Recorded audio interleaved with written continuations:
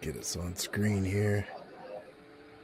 What's up, guys? Welcome to CESYK Live. Tonight, we're back on the 1L topic. We're back at it again with part 6, commercial exterior finishing work. We got an awesome panel assembled again tonight, and especially for this topic. I think this panel for this topic, I don't think we could do any better than this. So I'm really excited to get into this and pick some of these guys' brains apart and really address this 1L thing from a commercial exterior standpoint. So let's get right into it. Right here to my side, as always, my good friend, Mr. Mike Griffin. As you guys know, this group would not be what it is without Mr. Mike Griffin. So, as always, it's a pleasure to have you, Mike. Thanks, Rocky.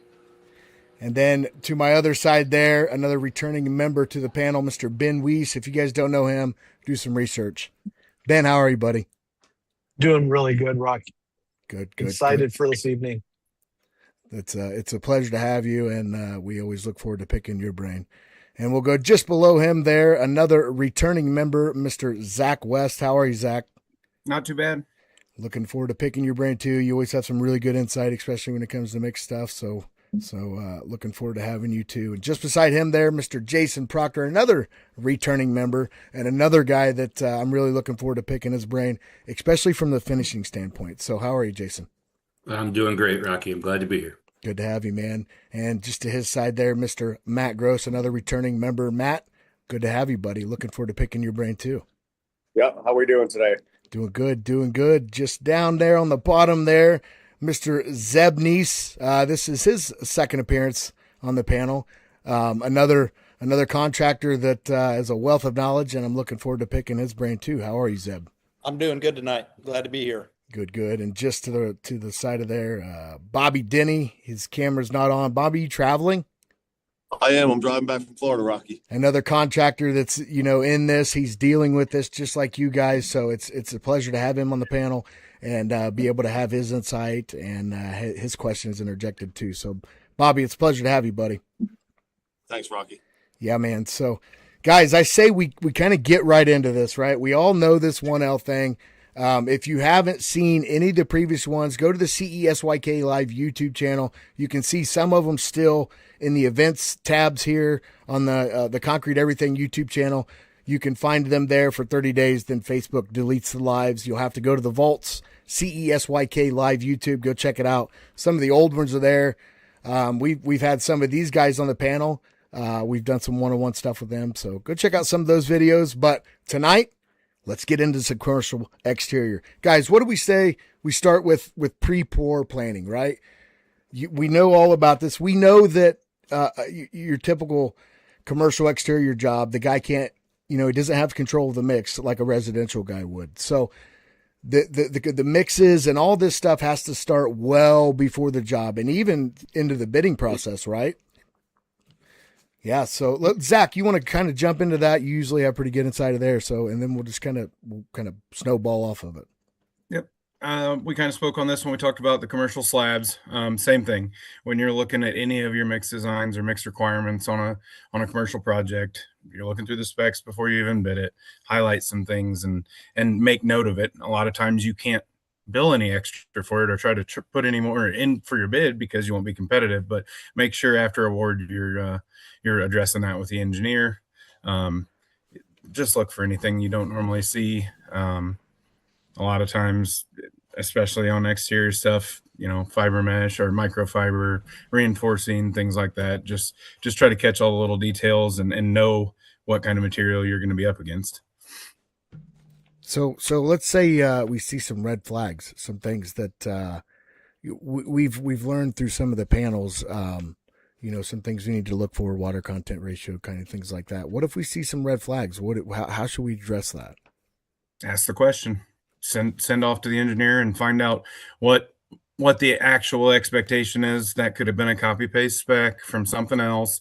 If it says 0.36, immediately fight back on that. But there's things you need to look out for, and don't be afraid to ask the question. That way you can start navigating those issues before you get there. You don't want to be making phone calls the day before a placement and trying to scramble with redesigning mixes or getting evaporation retardants or stuff like that. Sure. And the pre-pour meetings, I know, Jason, you had said something along the lines, you got to kind of be this squeaky wheel.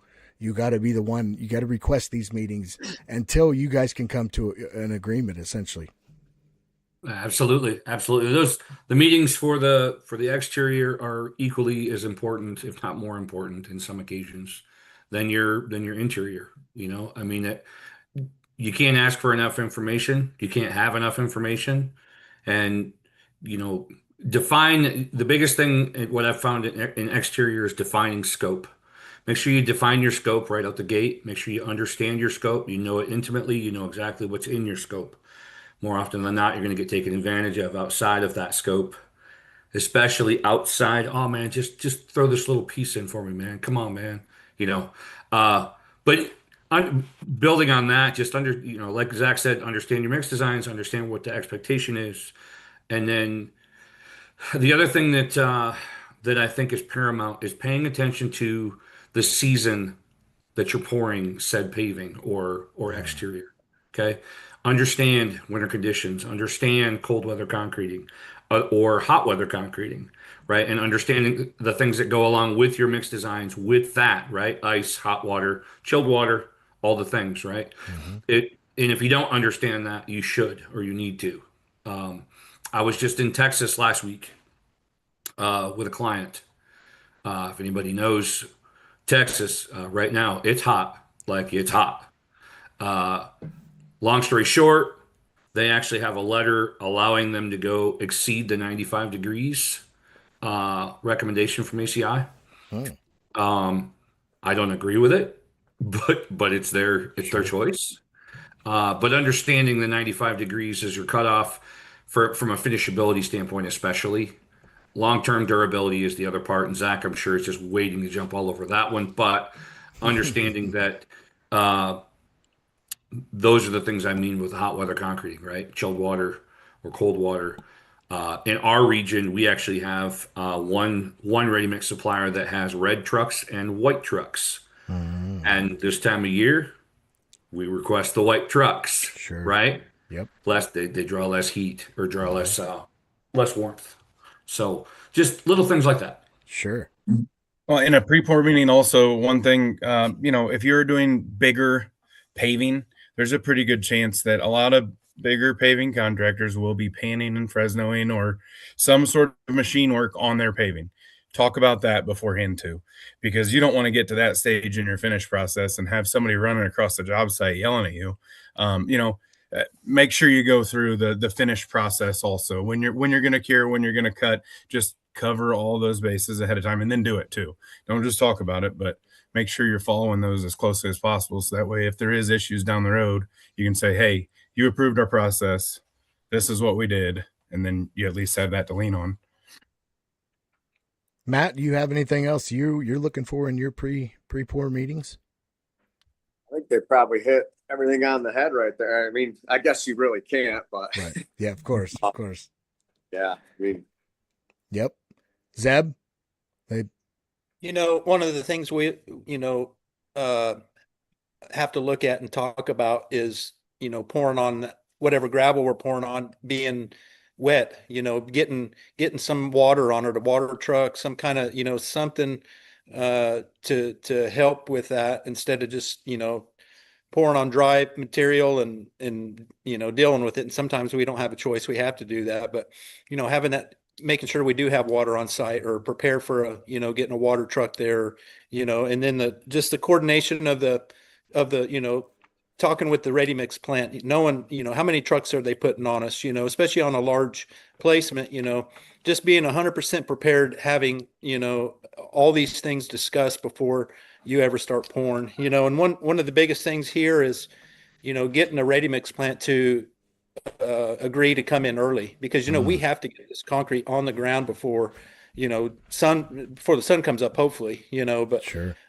getting them on board to come in, 1 or 2 o'clock or 3 o'clock in the morning, whatever, however much time you need to get that poured before that sun starts to rise. And all those things just, help the overall product, the finish, the more time you can put in your planning, the better we're going to, better results we're going to have. Absolutely. one thing to add to that, Zeb, that's a good point that you made about the 1 a.m. But I know, and Zach knows this as well. In our region, our ready mix suppliers will not start before 5 a.m. Oh, you're kidding. No. Wow. Oh, No, and it's 6 a.m. on Mondays. That's crazy. So revert using that as a lead, right? Yep. ACI 305, ACI 306, cold weather, hot weather matter, right? You need to understand like you now have we're not making our pores any smaller. No. There's nothing changing. Now your wet sub base in the summertime, absolutely, Zeb. Understanding all of your admixtures that you're allowed to have, all the water content in your mix design is possible, right? Understanding your secondary procedures, whether it be evaporation retarders or finishing aids. How are you finishing these slabs? What's your plan, right?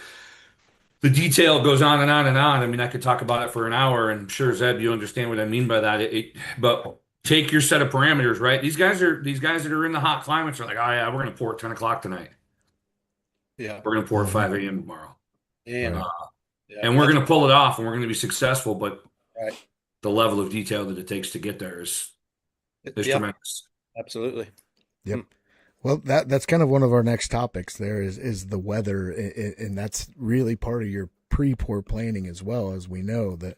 But how important is that, and what kind of things are we looking at when it comes to weather? One thing I'll say, of course, here in Northeast Oklahoma, we get all 4 seasons. So yeah, we have to deal with blankets in the winter. We have to water in the summer. I mean, there's something additional work you have to do every season. But I'll tell you one thing that we've started to do before we sign a contract anymore. We're making sure that there's a schedule attached to that contract, because I don't know how many times we've been awarded a job. Well, then it don't start for 6 or 8 months or whatever, and then if there's not a schedule and, the coordination of the other trades and all that stuff, I mean, it can really affect when you wind up pouring that concrete. So, if you're estimating the job, you think you're going to do it in the summer and, or in the fall, and you're not prepared for paying for chilled water or ice or, all these things. I've started to have to, before I sign a contract, have a schedule, and I know schedules change, but you got to have something to base, to start the project, to base. This is how I, plan to do it. If that changes, then we need to visit and address that additional cost, because we got hurt on a job this last year that was, 6 or 8 months behind, and I was paying another about $20 per yard extra, and we didn't have a choice, and so that's one thing we've started to do a little different. Good advice there for sure. Well, at a commercial level, you should have a pretty solid line on your escalators when they're going to hit, Zeb. So like, you have your quote's good for this date to this date, right? And at that point, once you hit that date, then the escalators come in. And we've had conversations in the past about making sure that we have specific things on your exclusion list during bid time. Yep. And cold weather, your blankets, all cold weather stuff. Yep. Get it on the exclusion line. You don't want anything to do with it. Most of the time they're going to award you with some kind of not to exceed number, or they're going to, they all have a number. They all have X amount of dollars. Same thing with hot weather. Exclude chilled water, exclude, nitrogen, whatever the guys are using, depending on your region. Get it on your exclusion list, guys. Don't carry it. I promise you won't carry enough if you do. Now, you're going to have somebody's wit like Zach's when it comes time to go to the GC and say, hey, I need water, or I need chilled water. You're going to have to explain yourself as to why, and you're going to have to prove it. But that's far easier than explaining to your ownership or to your wife why you didn't make any money on this one. Valid. Yeah. Okay. So, I mean, that's pretty. Zach, you got anything to add to that? No, I think those guys, I mean, they covered it pretty well. I definitely think The contract will protect you. Use it as your friend up front. Sure. But like Zeb said, I mean, even if you don't have to put an ounce of accelerant or hot water in, if you got to put blankets down, the cost that's associated with blankets, you cannot recover in any fashion. Sure. So, excluding those things and making sure that there's a cost. We do a square foot price for each application is what we do. So every time we touch it, we put it down for the dirt worker, and then they got to put it back up to grade or do rough grade. Then that's 2 applications, and that's just how we go into it. So kind of on the weather topic, kind of to piggyback a little bit, but to stay in it. So what are some things that we're looking at? So we've won the bids. It's poor day. I got mud scheduled. We're coming in or whatever. What are some things I'm looking at weather-wise? Obviously, we all know 70 degrees or 68 degrees cloudy and perfect humidity is what we want, right? But what are some red flags in that area? Well, and that's 12 months a year. People need to be checking the evaporation rate. Because if it's 28 degrees outside and everybody's like, oh, there's snow on the ground, we're in good shape. It could still be 15% humidity. And a direct sunlight, and then all of a sudden you're behind and can't get a finish on it. So that needs to be we got to pay attention to that 12 months a year. Hey, I got a question. Do you guys just use the evaporation calculators when you're doing it? We do. I have said that some of the things that other people are doing and the extents they're going to is like looking at stars through a microscope. We're trying to at least know when to throw the red flag up and say, hey guys, we need to be taking some preventative measures here, or we're going to change the mix design a little bit and drop some water reducer and put more real water in. We'll make those adjustments, even if we're getting close, because so what, if it lays there and bleeds for a little bit, you're good. If we don't pay attention to make adjustments, then we're in trouble. Zach, have you said that quote before? It's like looking at stars through a microscope. I said it to one of our guys the other day. That's great. We were having a debate. it just registered with me as you were talking. Right. Like, wait a minute, that's good. I'm going to steal that for other things. So you can't have too much preparation though. Like I understand the understanding the basics or having a chance to look at it, pull up a red flag. But I've been in a few different regions where, based on which way the wind's blowing and which side of the mountain the storm's coming around, can be completely different than what the daily forecast was. So I still am a firm believer in a Kestrel, still a firm believer in having something live and up to the minute right in front of you. A Kestrel. Yeah, it's a little excessive on occasion. Don't get me wrong, but there has been quite a few occasions as of late. Who's got a Kestrel to show real quick? I do. Give me 1 second to grab it. While you talk about it, I think anybody that's really tuning in right now is probably going to know, but I always like to, because it wasn't something that was really in my wheelhouse until I really started learning about them. So there it is. There it is, right here. Must have. Instantaneous. Well, you got to let it acclimate a little bit. I shouldn't say that. Yeah. Let it acclimate, get it out, set it out. There are argument on proper elevations and locations and whatnot, but the reality of it is that this is far more accurate than the weather report you got from your local airport that could be 25 miles away from you. Mm-hmm. Right? Yep. So pull it out, take a look at it, check your humidities, check your moistures, make sure you change your concrete temperature in it, or it doesn't mean anything.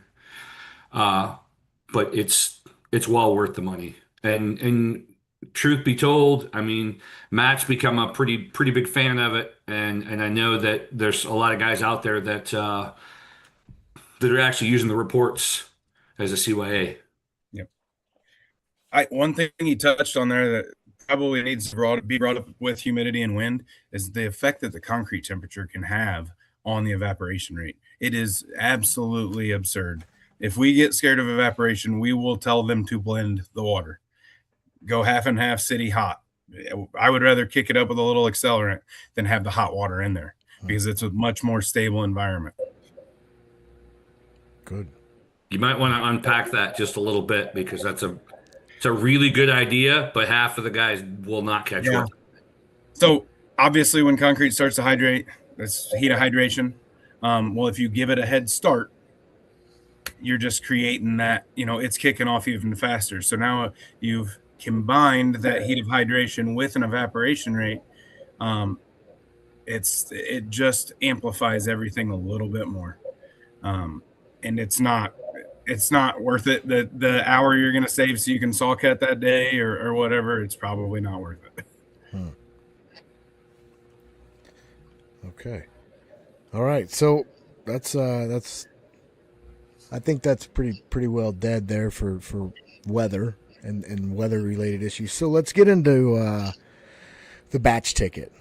This is one thing we talk about all the time. Make sure you're getting your tickets. What are we looking for on our batch ticket? Let's kind of just break it down a little bit fundamentally, and then what should they be giving us?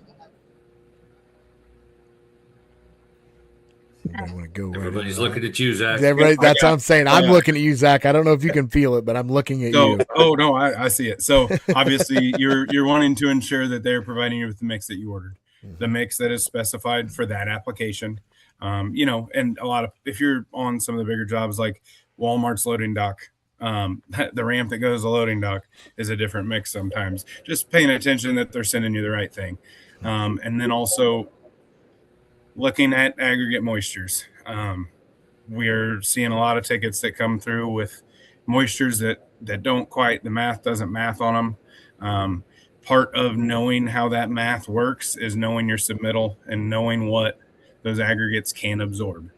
If they're not quite tracking that appropriately, you could end up losing, we're talking a tenth off your water cement ratio sometimes. And that puts you in a very dangerous situation. You've barely got enough to hydrate the cement.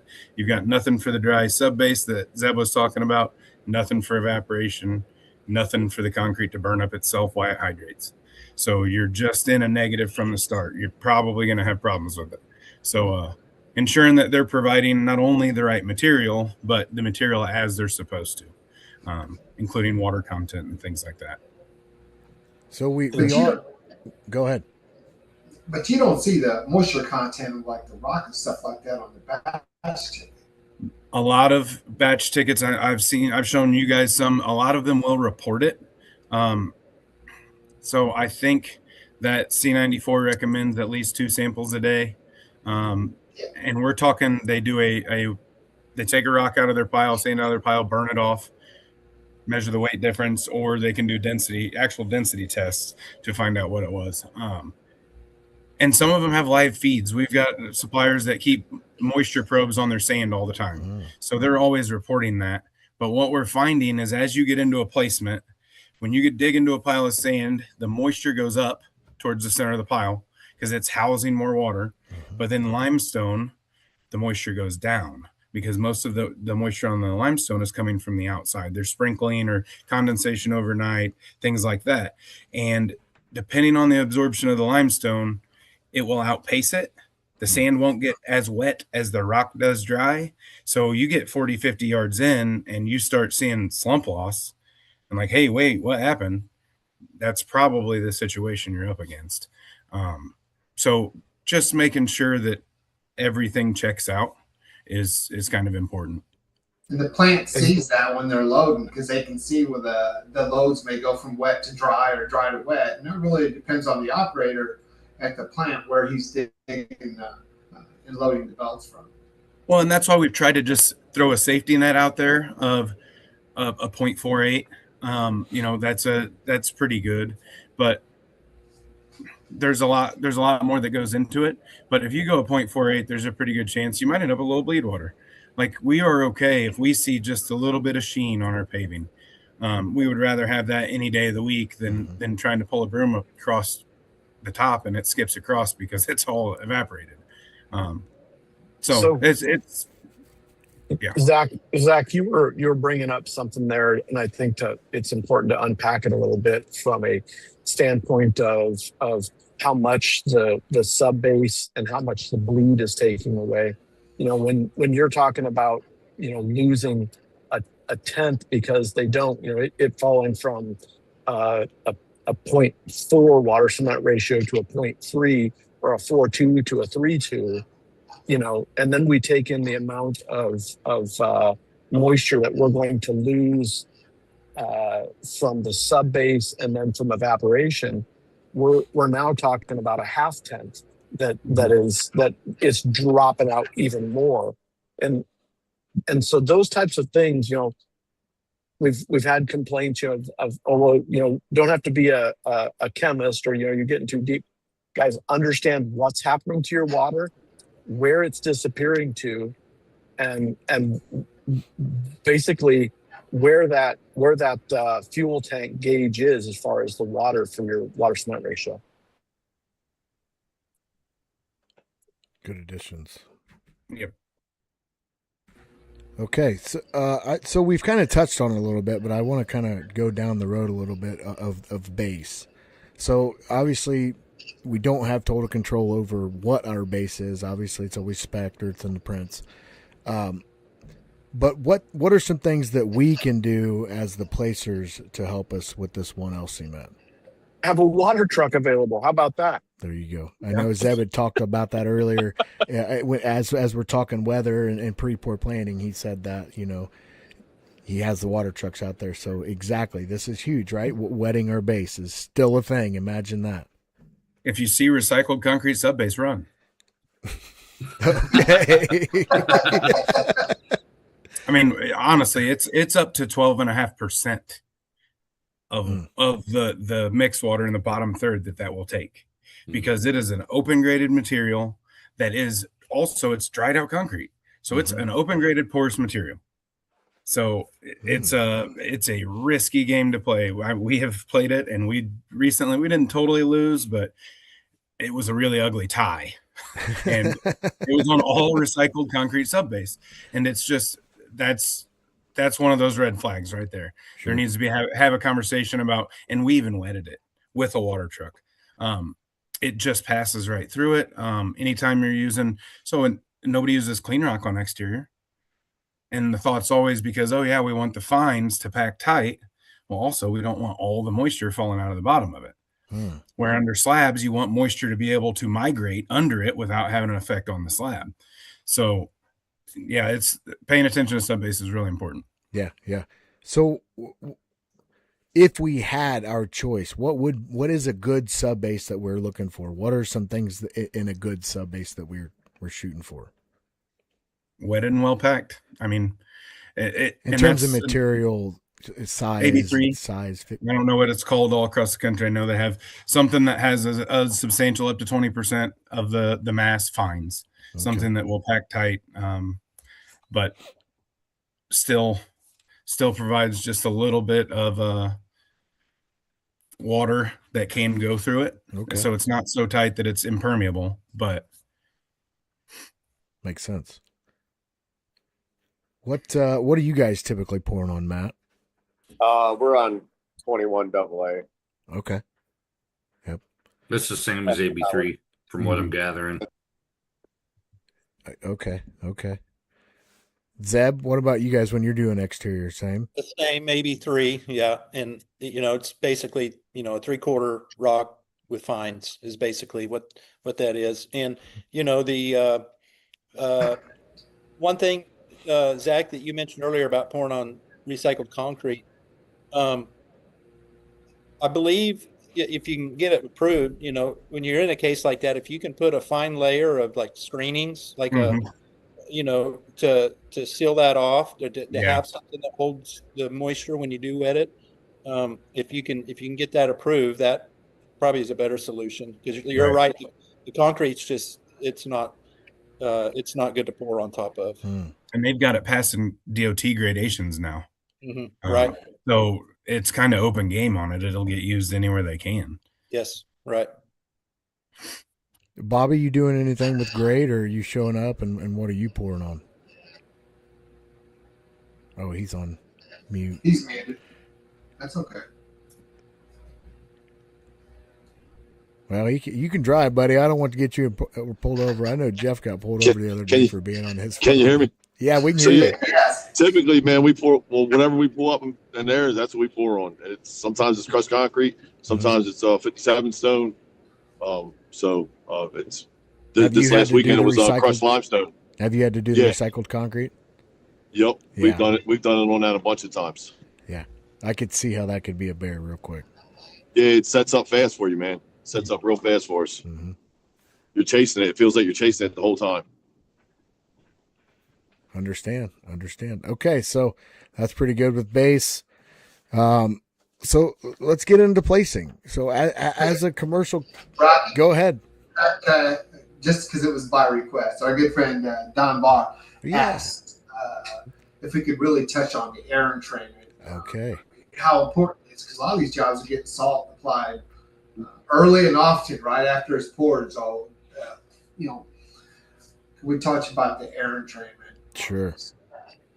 And it's been said in our chat that the science of air entrainment is almost some voodoo stuff. So, Yeah. right? You really kind of got to play around with it, is what I'm kind of gathering. But yeah, let's get into that. Let's dive into some air, because it is a really important topic on exterior work. Yes. Now onto witchcraft, I believe it was said. Okay. Yeah. Yeah.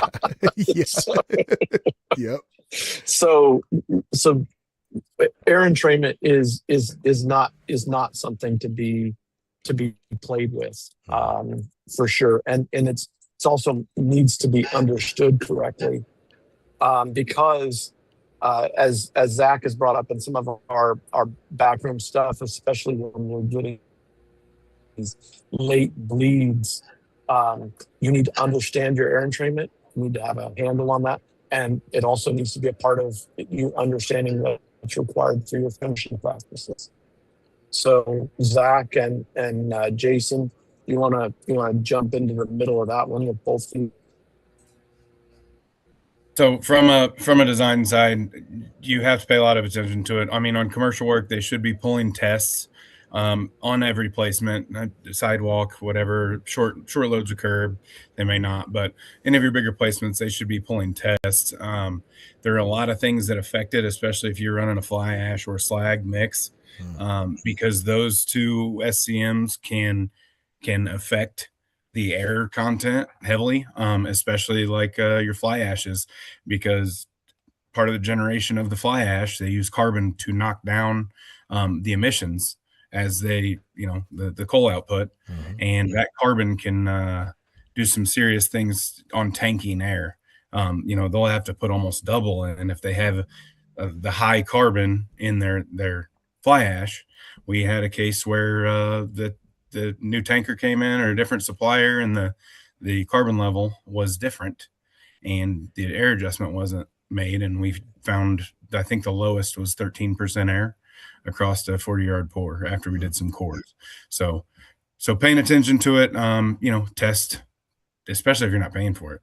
Yeah. Make sure that they're pulling tests on it. That's good. Anything Well, else from to add finishing- here? From a finishing standpoint, yes. okay, so from a finishing standpoint with air, there's a couple of things. I was actually able to do a petrographic analysis on some different finishing techniques on air and trained concrete. Here in Kansas City, we had some people that just didn't know, had no idea. Look at you. Just didn't know, right? And truth be told, at that moment, we didn't know either. So we decided to go ahead and do some differences in finishing technique, right? One of them was just a typical bull float. It was 80-foot wide strips, 400 feet long, so you could reach each side. Yes, it was a stretch. Yes, but you could do it. We did it. So you could reach each side. So we bull floated until it was ready, and then drug a broom across it, a rope broom, and then we actually took 3-foot walk behinds. And I'm a fan of 3-foot walk behinds, guys. I've done millions and millions and millions and millions, and I love 3-foot just because you can be early. The brooms are so much prettier. Like, everything about it's better. Okay. But sorry, that get off of the tangent there. But understanding that we did 3-foot walk behinds on a strip. So it was every other pour, right? One pour we would do bull float broom. Next pour we'd do walk behinds, and we would run a Texas Fresno or a big Fresno, and then broom right behind it immediately. And what we found under petrographic analysis, and it's something I'm willing to share, is that by allowing the concrete to get its initial set, it actually held the air void matrix better than just running a bull float back and forth, back and forth, back and forth, back and forth, back and forth, because it's still at that plastic state. It's actually disrupting that matrix at the near surface, allowing it to get that initial set maintained within 1% of tested air with a walk behind, where we lost 3% with just a bull float. So we went from a 6.5 to a 3.5, and where we went from a 6.5 to a 5.5 with the machine percent air. So finishing techniques, I highly recommend it. If you're doing commercial paving, machine it, guys. I'm telling you, you will overwork the death out of it with just bull floats. And yeah, I know everybody wants to get out of there and it wasn't bid that way. It's up to you what you want for longevity. But I'm telling you right now that think about it this way, and let's give you a hard example.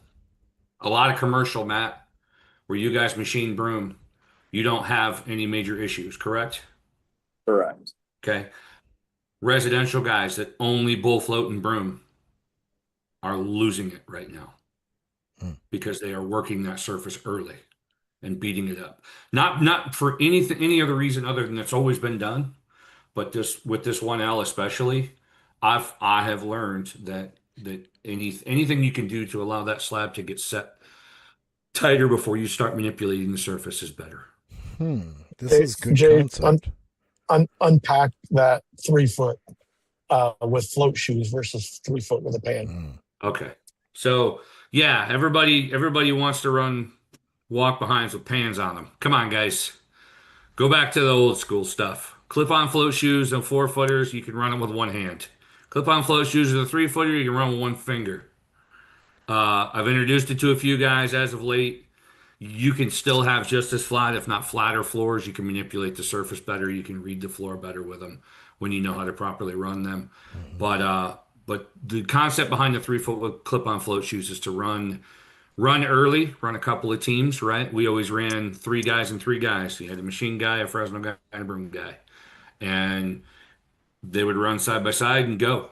And like I said, with a 3-footer, you can skip through if you're on a pour and you're cruising along and you catch one load that's just a little bit wet, and with a pan you'd have to wait a half hour. Well, that walk behind, you're only going to wait 10 minutes and you're going to slide right through it, and it's all going to blend together. There won't be that hard black line. There won't be all the imperfections in it anymore. You can get through it, get through the wet loads and get into things earlier, so you're not chasing your tail.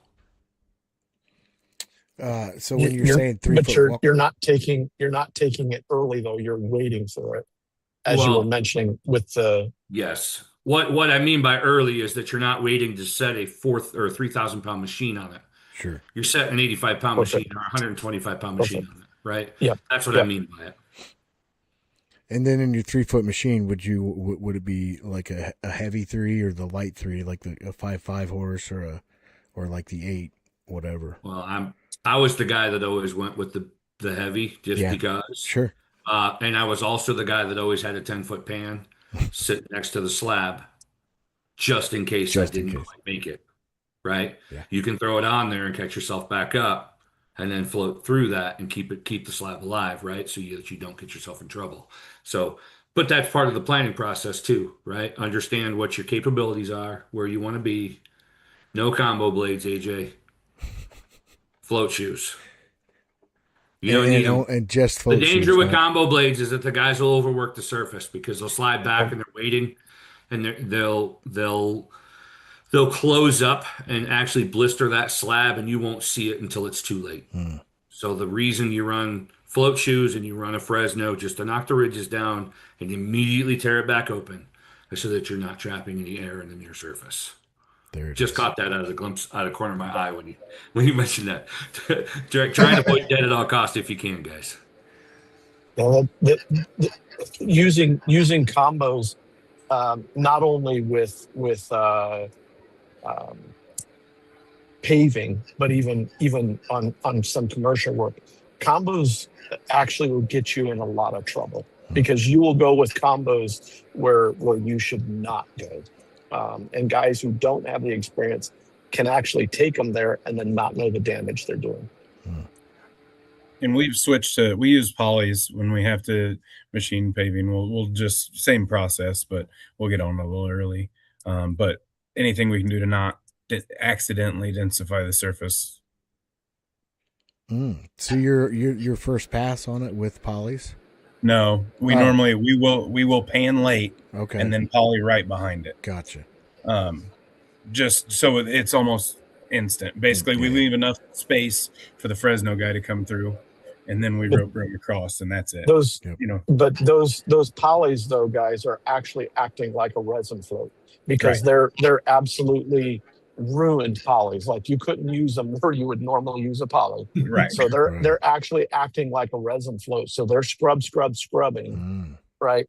And I just wanted to unpack that real quick. Sure. And when Zach says that, Yeah. so that guys understand what these are kind of like basically using a Cadillac float, Rocky, Yep. for that ability to scrub. That's what those polys are doing. I'm surprised you don't have walnut shoes built yet, Zach. Wow. I don't get that one. Walnut shoes. Unpack Wood that bow for float. me. I'm Wood bow confused. float. Oh, Yeah. wood bow float. Wood bow float, Cut man. them into blades. Stick them on there. That's. Oh no, this might be an idea. This might be good. Somebody's gonna try it. We're gonna hear about it. Horrible. Somebody's got to do it. I got to see a video. This will make good YouTube content. I might do it myself. Zeb, what are you guys doing? Is that pretty much your same process? Pretty much same process. Yeah, 95% of the exterior paving we're doing, we will, put a machine, Fresno behind it, broom. Mhm. We've been screeding a lot for some different companies that are not putting a machine on it at all. And so that information about the difference of that surface by using a machine, I think that's great information. But for us, we just want to wait as long as we possibly can. Just like when we finish a slab, we're trying to almost let it get just a little bit, where we're chasing it. And, I almost want to get just a little bit scared, before we're getting a machine on it. And, but definitely, I like the idea of the 3 foot with the shoes. I actually, we haven't used clip shoes in years, but I'm thinking about, I like that idea. That's, we try to pan and we do use combo blades, but I like that idea of trying those clip shoes, and I think we're going to give that a try. So one more little trick with the clip shoes when you're floating paving. So you're not floating for flatness. You're floating the surface open, correct? Yep. So if you want to help your guys until they get used to the timing with the clip-ons, have them float the same direction or parallel to the way you're running your Fresno or your broom lines. Yep. Those lines will come out a lot cleaner and a lot easier for your guys, and you won't have any of the waving. Sure. Yep. AJ's asking if the laser screed broom and seal is that a good idea? I was It's not just a about good to idea? bring up laser screed. That's good. I'm glad he did too. So that's good. Yep. Let's get into that laser screed. The idea of laser screed for exterior, good, bad, or indifferent. And then, like AJ said, the laser screed broom and seal. Laser screed for exterior paving at any chance you can, absolutely. All of the things that we've talked about, all the different atmospheric conditions and all the different things that everybody plays against. I mean, why wouldn't you use a screed? Right. If you don't know how to run 3D, raise your hand. We got you. There's plenty of us on here that can do it, right? We can help you through it. It's not Somero very, very conveniently made it fairly easy to get your hands on it and to be able to do it. Ligsheen and stuff, yeah, I've seen Ligsheen do it. I know Ligsheen has a little bit different graphing system, but it seems great. Haven't had any hands-on experience with it, but I know people that have. I think Zeb, you guys use it, right? Yes, sir. Yeah. As far as screeding, absolutely. One thing I do recommend that I don't recommend on flat floors, run a bowl float behind your screed, guys. Seal that surface off, right? On your paving. That's almost a mandatory. If you guys try and finish paving like a finished floor, you're gonna hate life. You're not gonna enjoy it. It'll suck. Trust me. They're all lower water cement ratio out the front. Most of the time they're straight cement. And now you're adding all the open air elements to it, right? It's just not a conducive environment to do it that way. We do know lots of guys that are running the roller tamp behind the screeds. I recommend using it outside as well. Just use it. Like I'm telling you, it changes the game. Ben, did you What'd have you- something to add? Would you say to run behind it, a roller tamper? Yeah, if there's one mounted on the head, absolutely use it. If you're not managing your sub base well, not bull floating will bite you real hard. Oh, yeah. Thanks for unpacking why, but yeah, just don't ever leave that surface open like that. Good points. I see in the comments people are specifically mentioning the Somero broom and cure machine. Wonderful. I if think you need that's a what wet AJ broom. was. Yeah. Right. Yeah. I mean, so we will run a check rod and then a Fresno broom with a green bristle broom on some of our more industrial style paving. So we will broom as we screed. There's no problem with that. I mean, you're not overworking the surface at all because there hasn't been enough time to do so. But That's how we do 90% of ours. yeah.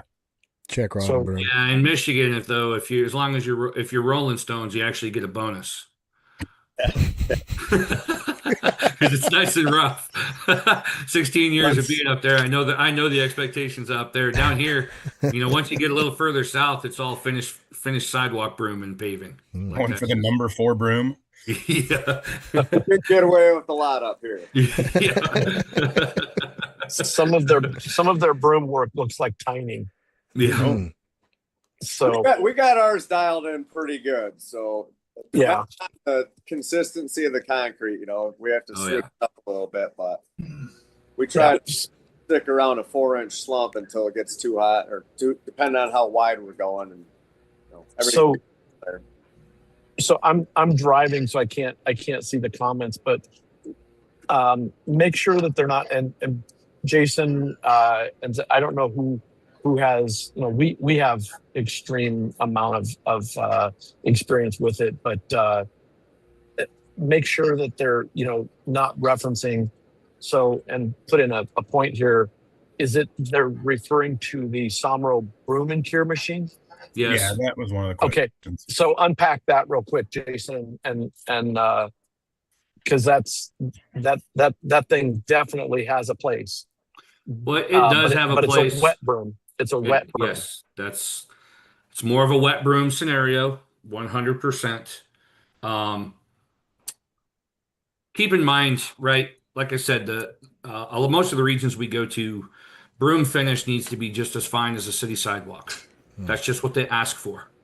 Northern regions, they go for a heavier broom because if you do a fine broom after the first winter of plowing, the broom's gone, right? They're looking for traction. They want that wear resistance on the surface. They don't have any idea that it makes it worse, and that's proven, but you still got to do what they ask. So understanding that, the broom cure, if you pay attention to most of the videos, it looks like it's an absolutely magical thing. How magical is it, really? It's not a whole lot of magic. We got ours dialed into pretty magical, but the actual one that they make, not very magical. Okay. Where I'm going with that, I'm not trying to say that Matt's doing subpar work. That was not the comment. The comment is that just because there's videos out there that make it look like it's doing everything you want it to do, there's a reason they're painting that thing absolutely white behind the broom. Okay. And if you guys don't understand what that means that they're painting all the imperfections and they're filling the holes with white pigment. So if it's not a perfect environment, that broom machine will not make up for any of your shortcomings. If it is a perfect environment, it would work perfectly. The other part of it that I'm not a huge fan of is that it runs on tracers, and tracers have a 1/4 inch variance, a fluctuation variance, right, as far as their tolerances. So you have a laser screed that's running 3D that's should be within a quarter inch as long as they're not running too fast in 3D. These are quarter inch variants on either side, so that broom may not come down just right. There might be some heavy dips, but then it's painted white or whatever you have, and you won't see it till later, and then you have to figure it out. So there is a time and a place for it. Again, this is all personal opinion, guys. I'm a Somero guy. I love Somero. Some of my closest friends work for Somero. I'm not bashing them. I'm not a fan of the Broom and Cure without being in specific spots for specific things. So we've taken one of our spare screeds and built our own broom, and we can't spray all the cures through it because it doesn't have the same spraying setup. It doesn't have the agitator, so it depends on what cure you're spraying through it. So, but there was a lot of front end work on dialing our broom in and making it how we wanted it, so we don't get the dippy and it sets down real nice. But it's just an everyday game with the slumps, right? So if you can dial that in, you're all right. But that's, screeding it with one screed, 10-foot bowl float, and then coming back with just our screed doesn't have the bowl float attached to it. So you laser screed it, 10-foot bowl float it, then broom it, cure it. All within, 15 minutes? Yeah. So like, let me see. I had something somewhere I wanted to go here. Zeb, so you had mentioned you kind of want to wait until you're almost scared, like, to get on it. Let's talk about that a little bit, about the timing, some things that you could kind of look for. Is it the same as it's always been? That I'm looking, there's my bleed water, it's gone, it's starting to crust over, I can get on it now. Is it you throw a rock out, if it bounces, time to go. If it doesn't, you wait. What are some things we're looking for? I mean, every time for me to test a slab, I just get out and walk on it, and just, walk to where you start to, know you're going to want to stop, or where it starts to get softer. And I mean, this concrete nowadays, I mean, you can visually see it's ready, I mean, it starts to turn a little white. I mean, you see the, bleed water's gone, obviously. But yeah, it's all about timing. I mean, I don't want to wait too late. I mean, I don't want to, I don't want to be behind the whole time, but I just, you're going to have less issues by waiting until it's ready to finish, instead of getting on it too early. And especially if you got, young guys on a machine that, gets into stuff too wet and then, you can't take it out with the Fresnos good and things like that. So I almost try to wait as long as we possibly can and still be workable, but sure. Jason, what are you looking for? Any tips you can add to that? Yeah. I think I said it before. Quarter inch impression with your foot, typical guy, 3-foot walk behind. 1/8 inch impression with your foot, typical guy, 4-foot walk behind. Flat, maybe just barely making a mark with your foot. And these are all finishing boot foot, guys, not heels. Finishing boots. Wedge soles, boys, wedge soles. Yep. So, but understand that once you're to a point where you're barely making an imprint, then you're ready to put that 3,000-pound machine on it, right? Those are the basics. Is it perfect everywhere? Absolutely not. But if you walk up and you step and you're sinking a 1/4 inch as a 200-pound guy, and you're going to put a 125-pound machine on it, you're right. 4-footers are pushing, 150 to 200 pounds, depending on which model you have. Back to your point, Rocky, big engine or little engine, depending. So, it all correlates, right? But it's just, that's my recommendations. I just use that as your baseline. The other thing that I've shown a lot of guys as of late with riders, reading the floor for a rider, even though you walk out on that slab and you're barely leaving a footprint, okay? What I want you to do is I want you to take 1 foot, put it just in front of you, set your toe down on the concrete and twist it. What is that doing? Well, what that's doing is showing you what about 40 pounds of pressure twisted on the surface is doing, right? Okay. If it twists and it comes right out, or you drag your foot across it, and it creams right up. Imagine what a 5 foot or a 4 foot pan with 1,500 pounds is going to do, right? There is a window from that impression point where your feet are to where it actually truly is ready. And there's a lot of guys that'll jump it early and get on that early window, and then it actually, to your point, Zeb, when you jump it on that early window, is when you chase it the most, because you've created your own cold joint. Yeah, you're right. Yeah. All right. Anybody else got anything to add to that? Any tips for this new stuff for this exterior concrete for finishing it? I really like the idea of the shoes. That's one I'm going to take with me. And I know, like Zeb said, he's going to put that in too, but it makes total sense. So Water.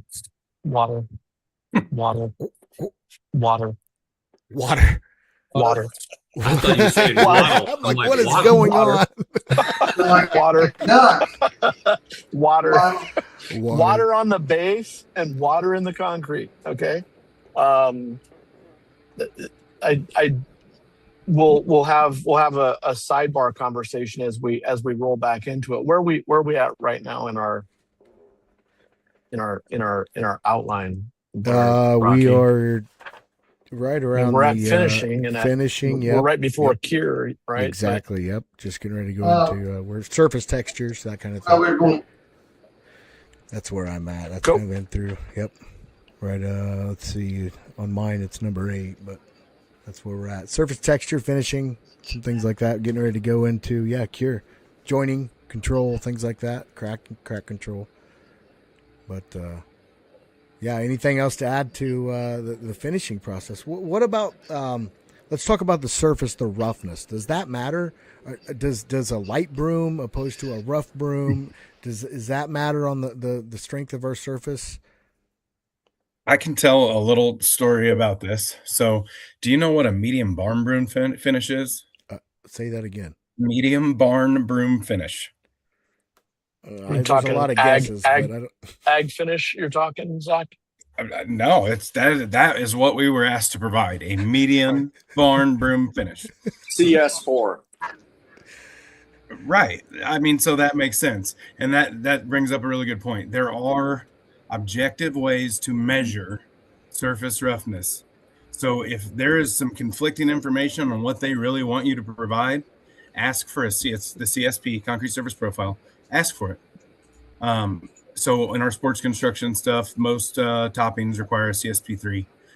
So we bought a meter. It was $700, I think, for a DeFelsco meter. But yeah, that's another one of those things. Have it defined, so that way somebody's not coming out and saying, "Oh, this isn't rough enough. This is too rough." That's just another CYA. But Sure. That goes back to pre-pour and establishing before we even go anywhere.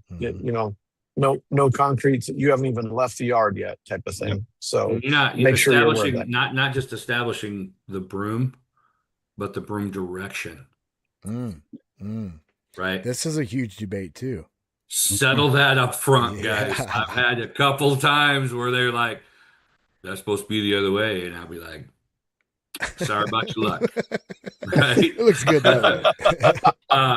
So I have a couple of arguments involving that. I can throw in real quick. Let's okay? go with it. So let's understand one thing. When you get that paving design and you get that single slope paving off your docks, right? We're talking commercial here, guys, and pretty much anything, but you get that 60 or 75 foot dock apron and they want to go 1/8 per foot of slope off the building.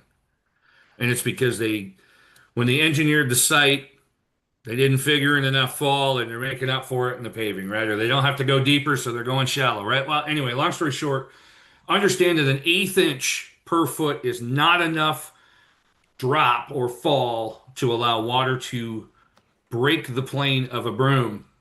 That the traction of the broom will actually stop that water. Will it stop it completely? If there's a puddle there, it for sure will. But It's absolutely an argument point, and that was one of the things I always made sure I said. An 1/8 inch per foot. The traction of the broom will actually stop that water from running off. The danger is wintertime creating a puddle, icing, and truck drivers stepping out of the truck and falling. Okay. Use that one. It works because safety, when you get to the safety aspect of the argument, they would rather just say, all right, fine, broom it the way you want to broom it, right? Not only is it easier for your guys, but it's also going to allow that water to flow a little bit better. So and you can make up some of your own stuff. You could utilize anything that you've experienced in the past, but just understand that an 1/8 inch is not enough. Even at a quarter, I would still argue the fact. And this would be an argument for being able to pull off of the building rather than have to broom long ways. Yes, sir. Correct. 100%. Yep. That's good. I like the idea. I like the idea of the liability from the drivers and stuff. That's good. Okay. Right, we've got a question. Go ahead, Mike.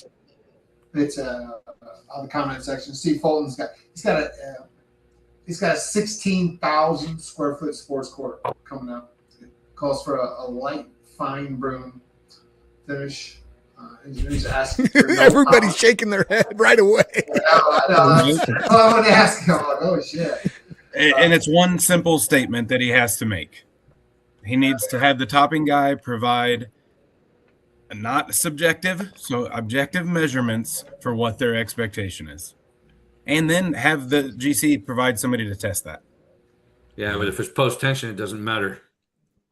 How many sports courts are not post tension anymore? Right. So that's the underlying condition or the question we need to ask Steve is it post tension? Yeah. He said, even if no it is, power. they can still require the CSP. They can. It's less likely if it's a tennis court, by the way. It's the track guys who are super concerned about it. Mm-hmm. But yeah, it's just worth getting in Not writing. post tension, yeah. But flatness, he needs to be making sure that they're using a ASTM E1155 measuring system, and there's an expectation for that. He needs to have his CSP, all that stuff. He's got to get up front because. By the way, laser scanners are not ASTM 1155. Nope. So, and what we obviously the FL goes Did you out. see him right? look over his glasses at us? Yeah, I did. That's made me giggle. Just come on, guys. Yeah. Now you'll get a lot more repeatable measurement on an exterior on something that's broom that doesn't have a gloss to it. However, the whole point of 1155 is that you have to take that device has to be able to remeasure that over and over and have repeatable numbers. And that is not, at this point, that's not possible. Now, as they begin developing more stuff where they begin putting LiDAR into it as well, absolutely. There could definitely be some game changers when it comes to that. But I've been seeing some stuff where guys, I'm going to laser scan this. Hold them to the tolerances, and Zach can speak about that. Yeah, we actually had an inspector bring out a 10-foot board on a full-size track last year. And as soon as he pulled it out and set it down on the slab, I said, "You're wasting your time." There's too much subjectivity to it because no two people can grab a 10-foot straight edge and check even remotely close to the same spot and get the same exact results. It is almost impossible. We've had inspectors bring out total stations, shoot 10 by 10 grids, and you cannot duplicate the results that you can get from a true 1155 measuring device. And there's, all these things are already in place. So it's just a matter of finding the information and holding people to it. He says it'll be tested with a straight edge. Okay. Yeah. Sounds like an ADA inspector with a 2-foot level. That's why we used to set all our mats with 2-foot levels. So then on those sports courts, it's going to call for bird baths, bird baths or anything that hold water more than an 1/8 inch for 3 hours at 60 degrees and 50% humidity. And he's going to cover that because the topping guys generally exclude that, so that we've really upped our game when it comes to those things, because we ran through it last summer of chasing, that fight, and it's just not worth it. Get it all up front. And those things that Zach is talking about right now actually need to be exclusions in your initial contract. All right. So let's. I think that's. Anybody else got anything to add to that before we kind of move on to another topic? We'll kind of get into saw cut and joining. So obviously, a lot of the times it's spec, right? Whether we're tooling, wet cutting, joining, whatever you want to call it, and then whether it's saw cut. So let's kind of get into the benefits of either or, and just timing, when we're going to do it, that kind of thing. Bobby, when are you cutting? Are you cutting right away? Is it spec at all? It all depends on the weather, Rocky. Okay. We'll do a test cut, and we'll see. We'll stop. We'll sweep. If we're not using a vacuum, we'll sweep it and see what it looks like. If we can keep going, I like to cut as early as possible. Mm-hmm. I hate to wait, but there has been times where we had to come back in the morning and cut, just because it's like we're fighting like the lesser of two evils. Are we going to get the saw cuts in there and prevent the cracking, or are we going to have the raveling that comes along with it if you get on it too early? Mm-hmm. And one of the things I just want to bring up is, and because it happened to me, probably my second pour, like doing commercial exterior paving, we changed the saw blade and didn't clean the saw out real well. The skid plate was sticking, and we just kept cutting. And oh my God, did that cost me? Wasn't deep enough. Well, it wasn't that it wasn't deep enough. The skid plate was stuck up. And so we just kept cutting. We cut, I think it was 700 linear feet of cuts with the trail behind it. Then once we started sweeping, my heart dropped. The whole 22,000 square foot was raveled, and I had to cover it. So it was a really, really expensive lesson that I learned. Like when we change blades, or even without changing blades, when we start to cut, sweep. Somebody is sweeping. If we're not using the vac, somebody sweep. Just to check, just to see, because it looks perfect when the dust is on both sides of it coming out the skid plate. But man, if it's raveled, you'll see it. Mm-hmm. And this kind of goes into what we talked a little bit about when we were talking about breaking in blades on commercial. Dropping a fresh brand new blade ever into, even when it's exterior, you're like, oh well, this is exterior. Guys, break your blades in. Don't just drop a new blade in there. And when Bobby brings that up right there, that actually is not being flippant, but those type of new guy mistakes, or just letting someone without looking over their shoulder and teaching them all of those ways that you've had to go to and pay for college many times over in your career, right, Bobby? Like Bobby didn't go to college. Well, I'll tell you what, he could have went to Harvard. Okay, right. You need to make sure that your guys are understanding what they need to be doing when they're whacking a new blade on there, because it hits you at the most inopportune. You're flying high. Everything on that job could be going just right. You could have absolutely beautiful broom sets. You could have problems with nothing and have saw cutting ruin your world. Mm-hmm. Yep, that is correct. Hey, Ben, will you share what your process is of breaking a blade in? I was going to ask the exact same thing, Zeb. Thank you.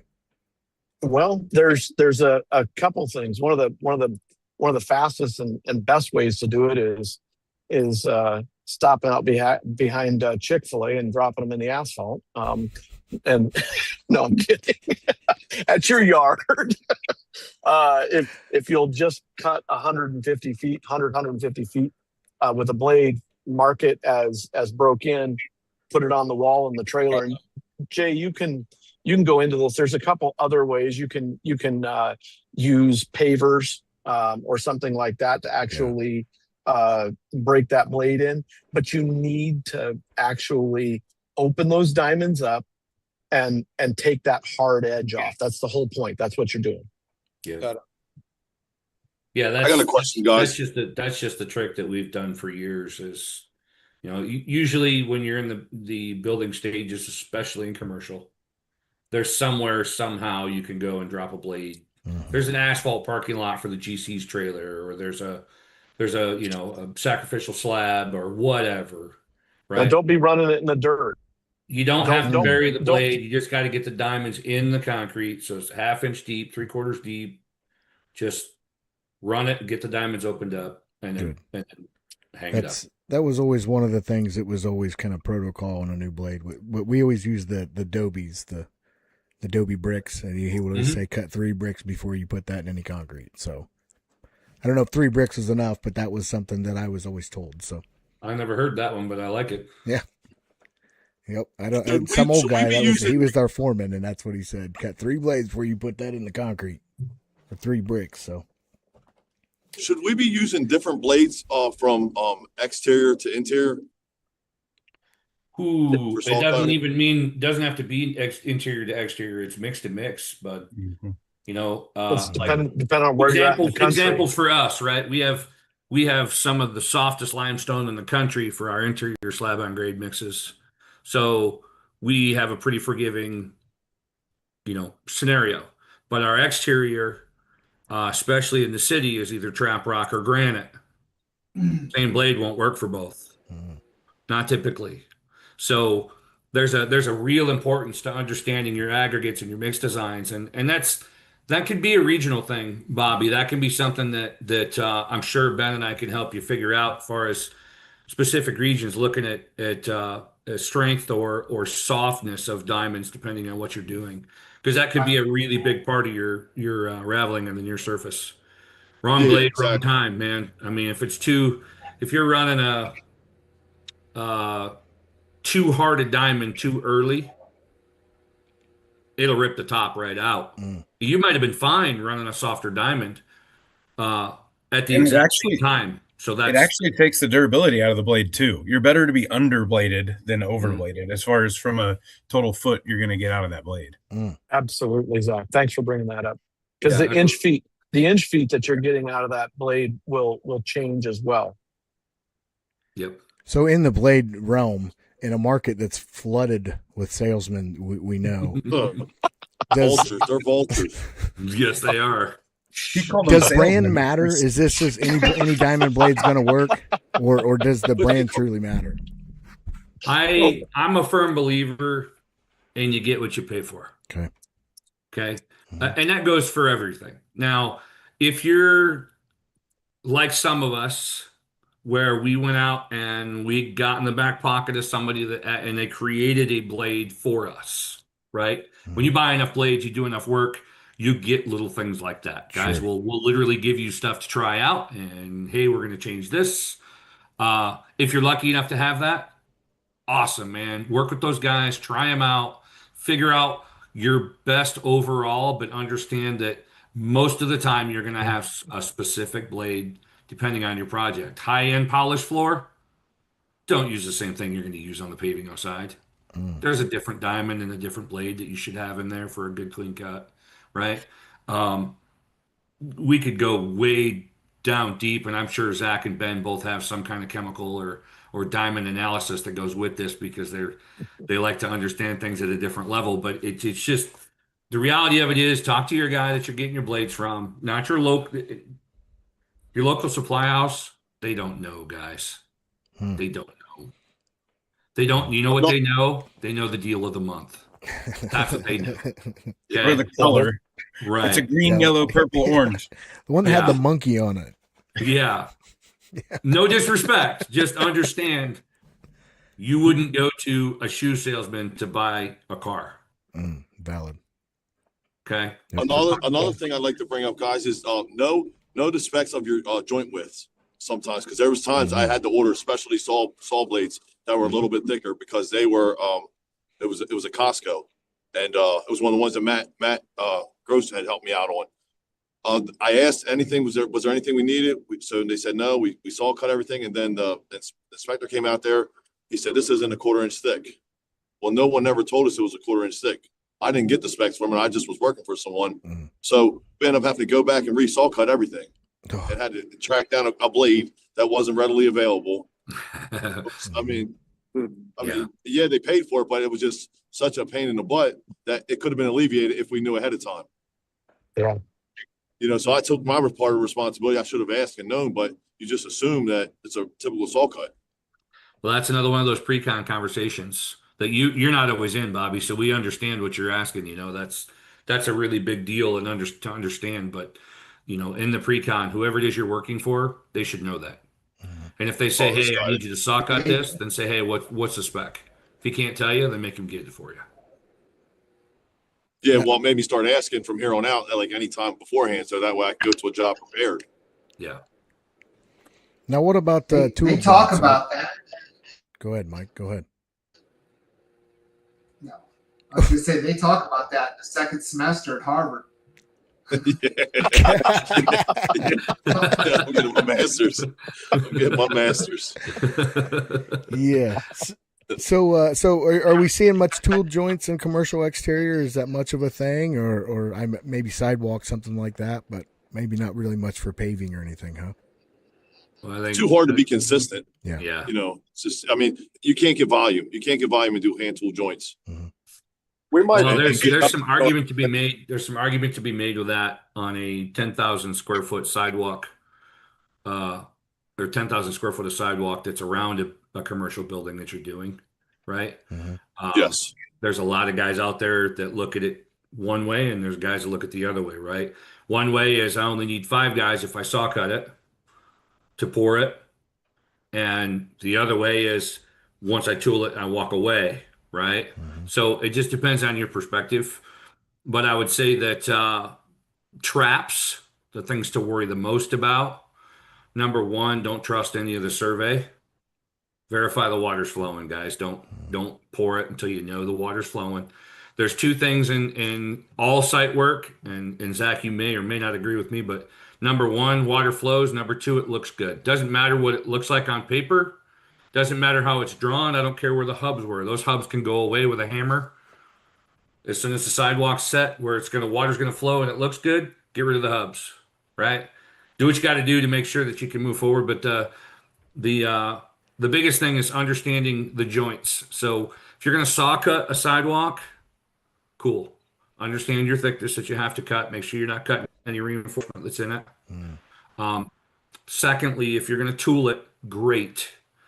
But Uncle Joe's tooler, that joint looks so good when I'm done.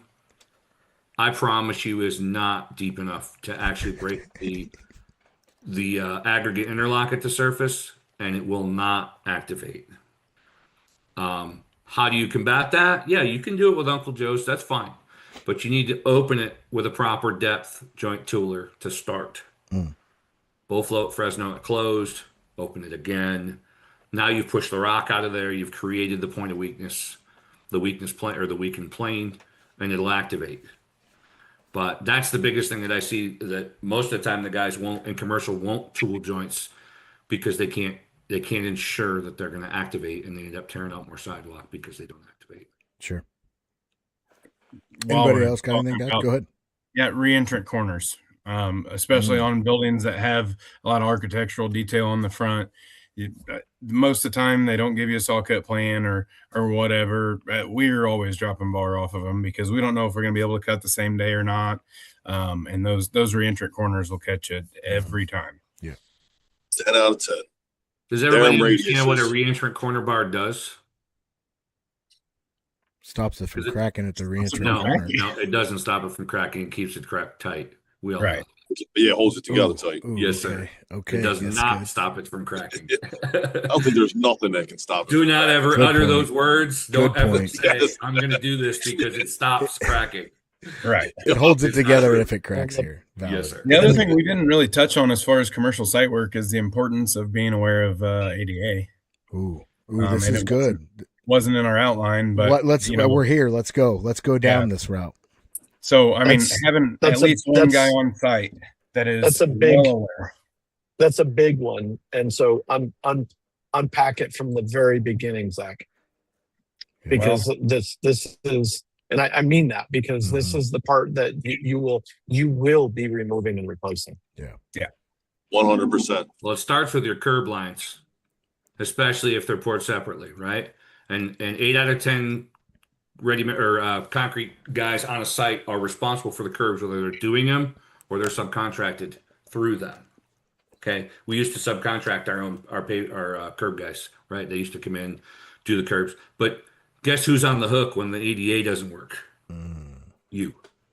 So if we're going to start from the very beginning, Zach, that's where I'm gonna open the forum there, because that's, understanding your site layout, understanding what's there, verifying that the things are going to work, because most of the time, and Zach, I know what Zach's been doing lately. Most of the time, the site surveys don't work. Very rarely are they where they're supposed to be, or function the way they're supposed to. But anyway, long story short, just verify that your curb lines are correct if you're pouring to back a curb, especially in your ADA areas. Now, there's going to be some ADA areas in the paving. There should be a less than 2% parking area, all different sizes, right? Depending on where the handicap parking is, yada, yada, yada. I'll let Zach do that one, but understand that, in my opinion, that's where it starts, is if you're out there and your guys are there and you hired somebody to do the curbs, or you're doing the curbs, make sure that they're all ADA compliant, because Let's start with having a competent person on site that knows the ADA rules, the federal compliance laws. You need to know the percentages before, the guy that lays out the curbs, the guy that's going to put the domes in behind it, the guy, somebody needs to be fully knowledgeable of those percentages and have a calibrated smart level, and able to calibrate it, right from the beginning. It's not just your ADA compliance rules, though. It's also your city ADA compliance rules, or in your regions. So yes, whatever, we have the unified government spec that supersedes a typical ADA, right? There's a bunch of different things out there that will catch you off guard. You bid that sidewalk 5 foot wide, 400 feet long, and then you didn't catch the note directly below all the other ACI stuff that's not relevant that says unified government spec. Or now it's ProWag. If you're working in the public right of way, ProWag has been adopted. And a lot of times what we're seeing is mostly it's in bypass areas or outswing doors. Those size of level landings have increased and things like that. Mm-hmm. So that's something worth looking up also. We had mentioned surveying. Make sure when a surveyor comes out, they're tying elevations back to the building. Because if they don't, like we were just in downtown of a historic area of town and they missed by 1.25 inches. 1.25 inches and everything was designed to max. So you can't hardly make that up. But it wasn't tied back to the building. They used a benchmark from, halfway down the block and guys had already put curb in. So we had to figure out how to make it work. And so tying those elevations back to the building will save a lot of the issues on the ADA. Good. Zeb, you guys tackling much ADA stuff? Yeah, we do. And one thing that we've on every single pour, ADA pour, we're putting that smart level on that freshly screeded. We're checking it when we screed it. We're checking it after we float it. We're just all the way through the whole process. And we find that's the only way to get it right. You can't just trust that your forms are, you can check it with that level with your forms, but you better be checking that concrete that's placed as well, all the way through the finished process. And because it gets really expensive when that tester comes out, checks it, and you're off, And another thing, we somebody said something about a calibrated level. We've had testers come out and their level is not right. And you 100%. You got to prove, hey, something ain't right here. This, you want to have your level right there with them, calibrate it, make sure that you're prepared to fight that argument. That your level's on and theirs not, or whatever. So I try to, when Pick we're their doing level up. DOT work, when we're doing DOT work, we typically have a on-site DOT inspector. I have them come out right then and there while we're doing it, while it's still wet, while it's still pliable. Hey, Oh, you wow. check yours with yours, and I'll take a picture. Hey, let's check it with ours. Bam, let's take a picture. Let's see that these are both right now under the same, everything's all Yeah. copacetic. right, very good. Yep. Now is broom, is that direction? Is that something that can be played with, or does it even need to be played with, talking from an ADA standpoint? ADA is always cross Cross traffic. cross traffic. Yep. Yeah. Right on. Okay, so that's I think What about the ADA. domes, the truncated domes? Like, because I know there's in Delaware, we still have to use the brick ones, the 2-inch brick ones, an inset settlement. Mhm. Then a lot of states around us, they use the plastic ones, which are much simpler, to install. What do You you? still using cast iron up north, Matt? We Cast use cast iron and then the plastic replaceable. You want some real fun, Bobby, if you've never done those. I've Those are never done blast. that. Yeah. I lost track of how many of those I said in Michigan, and they suck. Mike, what were you dealing with? Your mic is off, Mike. What were you got? What was typical for you? Mike. I'm good. I've done a lot of ADA, but the brick ones, those domes will come off. That salt will eat away on those bricks. I've seen snowplows come by, even if sidewalks on a little tractor or something. Eventually those domes will come off, so they're going to end up replacing all that shit. Who's the? Let's ask a question. Edge around the plastic or don't? Ooh, Yeah, this is a good one. I always edge. Yeah, I'm a no. I'm a no, no too. because water sits there and freezes next to that plastic. Yep. That Well, pops it up. I was thinking about the next guy. I wanted him to be able to change that plate out by without having well, to there's fight. When it pops off, I you just want him think to it change looks it. cleaner. Yeah. I didn't even think about the don't need water. a deep edge.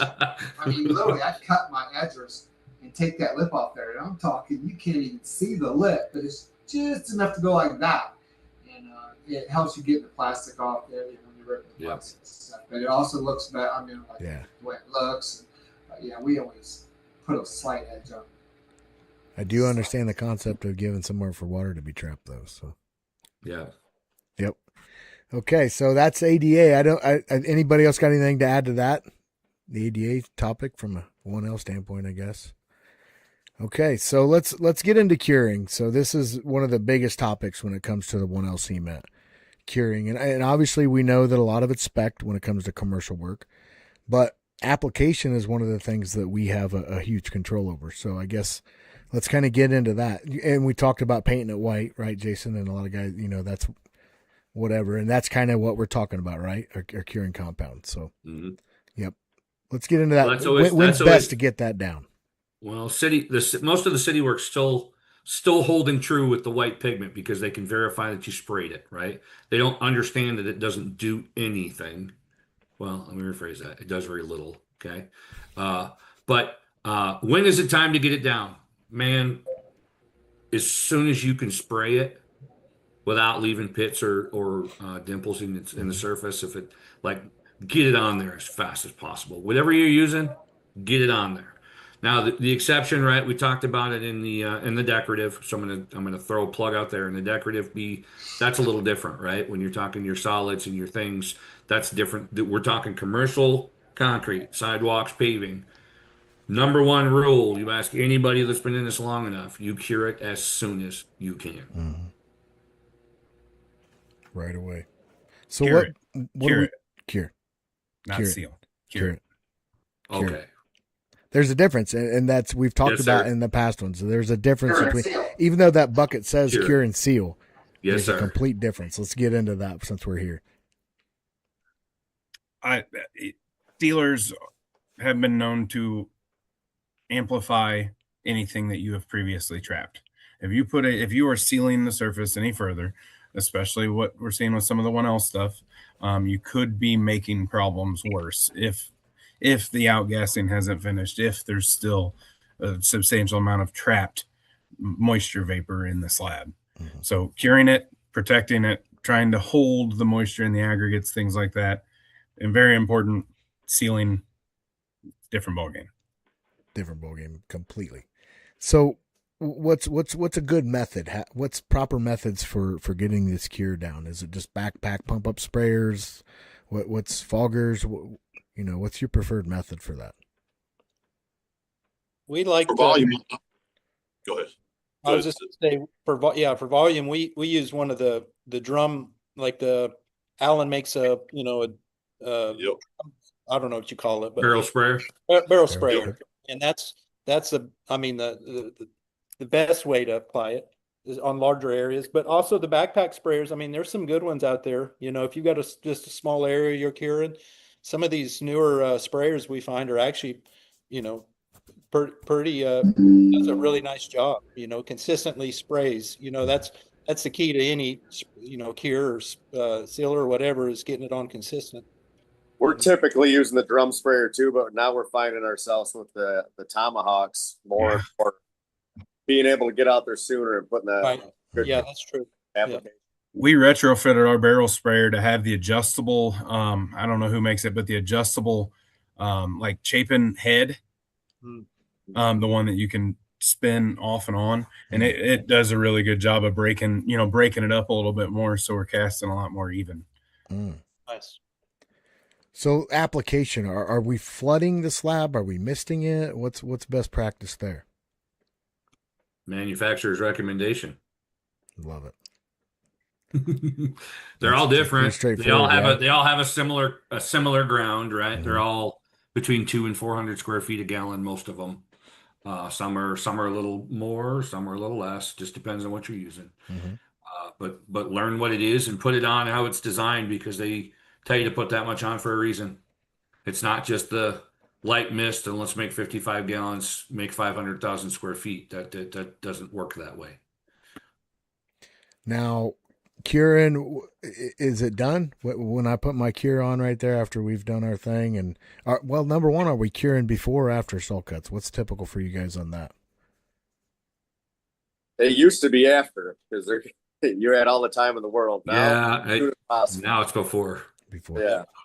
We're finding a cure that works where you can spray it on and then saw cut without the wax base dragging across your tire. It's good. Yeah. Okay. So I that day, saw cut, cure, am I done? Is that all I need to worry about curing? Am I coming back 28 days later applying something else, or is that when I need to worry about sealing? How do we address that? I mean, in commercial work, it's going to depend on the project specification and requirements. Mm-hmm. You can always pitch something else. Like, we actually still see a lot of specs that don't call for cure on exterior, and we keep totes of E-Cure around, not to plug a brand or anything, but just a water-based, non-membrane forming, dissipating type of deal. And so we will spray that just to protect ourselves a little bit. But just another one of those things that you can make note of. No curing compound specified for exterior pavements. You could be at risk of this and this and this, even if it's an email to the superintendent, just to get it on somebody's radar, protect yourselves later if there's issues. Okay. 99% of commercial jobs, you're done right there. Yeah. There's hardly ever is there anything further than that in a spec. Sure. Right on. Okay, Mike, did we have some questions from the Facebook earlier? I do. I've got 3. I mean, yeah, let's go down that line. I've got let me blow this up.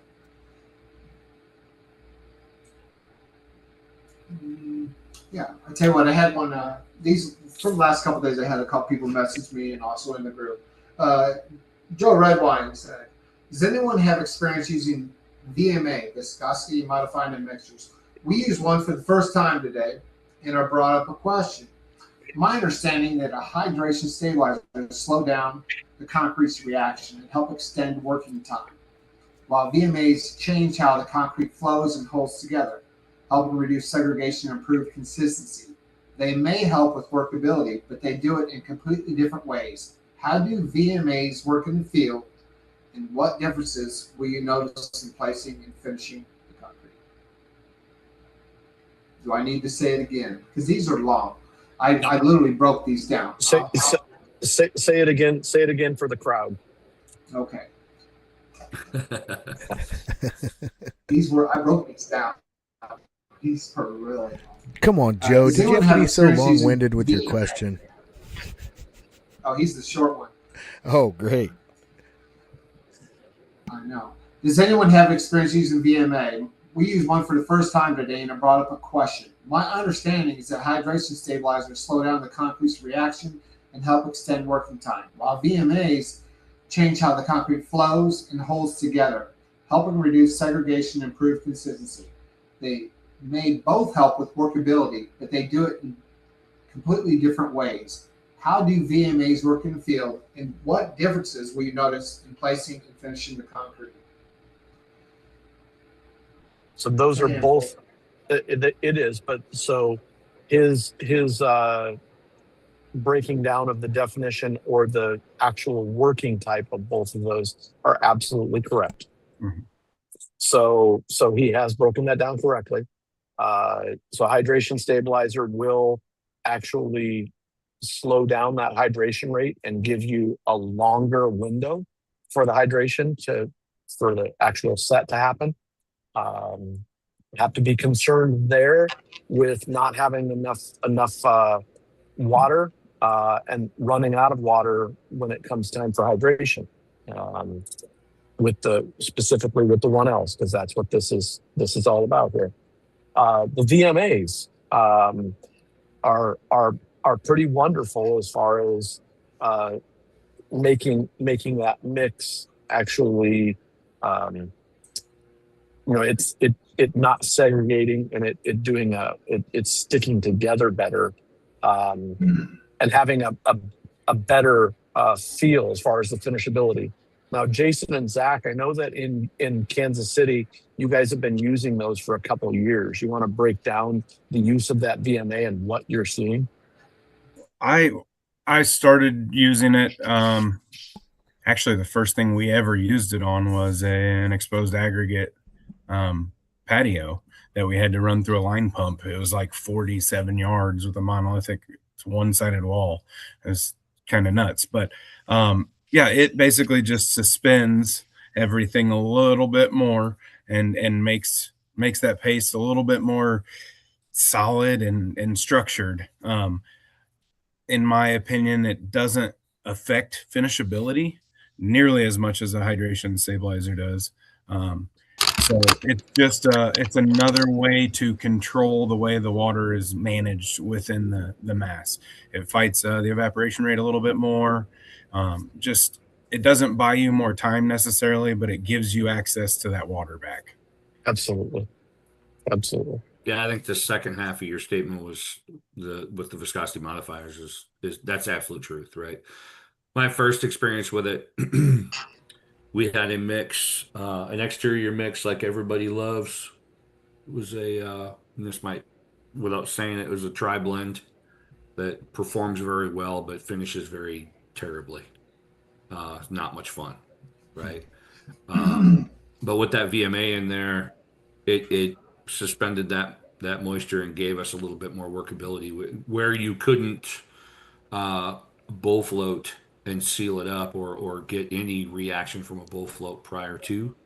You were able to bull float it and get a decent sheen, flat, smooth surface behind the laser screed. So it was a substantial difference, and I know for a fact that there's a couple of suppliers, one supplier for sure that runs it almost daily now in everything. They recommend it to everybody. They absolutely have found a lot of value. Now, I will tell you also that I did a couple of tests. Well, I did a 500-yard paving, but we had a couple of differences, right? We did the first 100 yards without it. We did the last 400 yards with it. And in the beginning of it, I had some elevation changes and some pipe bollards. And in the middle of it, I had more and more pipe bollards and re-entrant corners. And I know that where I had the VMA, I had no cracking, literally none off the bollards. And where I didn't, I did. I had cracking off of both. So but that has to do though with what Zach mentioned about it giving that paste more stability, right? And Yep. I'm just stating what I saw with the with the benefits though. That was the Excuse me. big thing. That was a game changer for us. And at that point, there wasn't any exterior paving we poured without using it. So we have to be careful with it though, because suppliers will realize and will catch on how effective it is at what it's doing, and per their nature of seeing higher compressive strengths, will start using a material that's meant to manage water to replace water, and it will not do that. It won't even give you the false sense of hope that a water reducer will, because absolutely, if it's not there, Amen. it can't manage it. Yep. So you might end up with Velcro on everything you pour if the mix is not properly hydrated. Velcro and peanut butter. Yep. So it actually requires water more so than the hydration stabilizer. Hydration stabilizer, and the water reducer, that nasty thing that we're so used to with the way that it just flat out runs out of water. If you don't have water there to begin with a VMA, it can get ugly. All right. We had a question come through on the YouTube earlier, just now catching it. It was in reference to to our base, and I think he was talking about the idea that of the base sucking the water out, and he asked if putting poly down would help eliminate that, or if that could be, if that's even an option. Yeah, we talked about that. We've talked about that in the past. Yep. About just using a layer of vapor barrier to help keep some of that moisture in. Even way light poly. Just Right. a really light poly it does magic for bases that are just sucking the moisture out. On commercial pavements, where I have concern is because of the size. The water will go through cracks. As those cracks activate, water will get through there. On a driveway or something, it will eventually work its way out. If you're in the middle of a 200,000 square foot parking lot, there's a pretty good chance that water may not make it out. So it's a little bit of a risk reward type of thing. I think there's other ways to alleviate that risk in your mix design and some other things, probably than putting. And probably the use of fines, as Zeb brought up before, and you talked about a little bit as well as that. Yeah. That is a more profitable way, and also gives you more risk reward as far as not having water sitting underneath that surface. All right. I think that one's pretty well answered for him. Mike, what was there another question you had from earlier? I've got two more. All right. This from Drew Wheeler. He's looking for our opinions. He requested a 4,500 PSI exterior mix with a 0.48 water cement ratio, because he's been watching the broadcast. So that's why he did that. The Red Mix supplier says that at a 0.48 WC ratio, the mix would have had to be a 10 to 11 inch slump when you add that water, and it would lose strength. Because of that, they said they would need to increase the cement content to make it still reach 4,500 PSI. Does this make any sense to you? Would you increase the cement amount, use a water reducer, fly ash, or design the mix differently? What is going on here? I mean, he's That's our question. What's his That's our address? question. The Ready Mix guy. What's his address? I started answer it last night. I was like, I'm not. I want to hear what these guys. I think we need to ask Z94 here. Well, unless they're leaving 31 ounces a yard of water reducer in there is no way that it will get to a 10-inch slump. So number one, we need to have that guy tune into the CESYK YouTube channel and watch the previous ones first, and then we'll go from there. But yeah, carry on, Zach. But so he's probably looking at 611 pounds of cement. His water necessity between his rock and sand and cement's probably a 0.42 to a 0.44. So what's that leave him? He's asking for a 0.48, so that's leaving 0.04. What did we talk about subbase earlier? I mean, in that mix design, he probably has at less than 2 pounds per cubic foot of water that will ever see his surface. He's got 0.5 that's going to go out the base and lose through evaporation. So the two together, he's losing more than 0.05% of that water out the sub base and out the top. Yeah. So and that's where education's important. That Ready Mix QC has probably been doing this for who knows how long, but he's probably been taught the same way, the same thing all the way through. Water reducers are great. I will not discredit that at all, but we still have to provide what the materials need and a little bit to get it finished, especially on exterior. And Zach, let's not forget what this is all about. This is about 1L. Okay. And this is, so that's what we started all this. And this is what these conversations are about.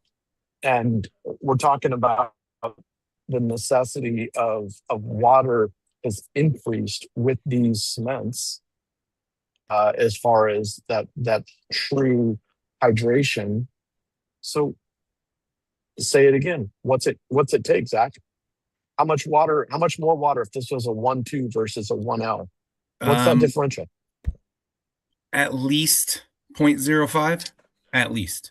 Yep. I saw a 360 Blaine the other day on a 1.2, a 360 Blaine, and it was 0.34 is what it required. And I have not seen a 1L that's less than 0.42. And that is because of the particle size and the grind and what it takes to get water on all those little bitty particles now. It just takes significantly more water. So the 0.48, although it's a great number of reference, it's kind of like slump. You want to kind of know what it really takes and then give yourself a little bit more.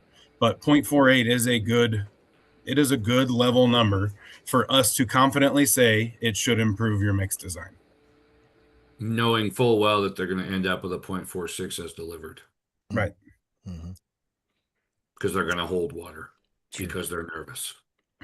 So that's where the little extra comes in, right? Ask for what you know you're not going to get so you get what you want. But I don't think people realize what it would take to actually get a 10-inch slump. There's plenty of people out there that know what it takes to get a 10-inch slump, Zach. That's the problem. And those are the people.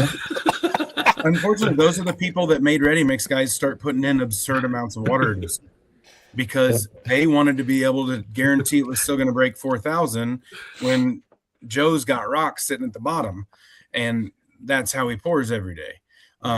So I would challenge him to challenge his Ready Mix guys.